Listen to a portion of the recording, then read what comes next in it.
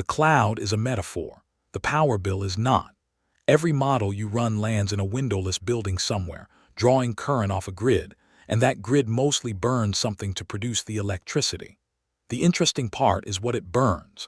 Start with the size of the load. American data centers consumed 176 terawatt-hours in 2023, which was 4.4% of all the electricity used in the United States. Now the fuel mix. Natural gas generated about 43% of American power that same year, more than coal, nuclear, and solar combined. So the largest single input to artificial intelligence is not silicon. It is methane, and the load is steepening. The same federal lab expects data centers to reach as much as 580 terawatt-hours by 2028, up to 12% of the national grid. The builders are not waiting. In Memphis, the Colossus campus run by Elon Musk installed roughly 35 mobile gas turbines on site, burning fuel next to the racks.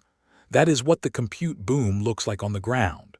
Not a data stream, a combustion engine. This is silicon and sense, the money behind the machines.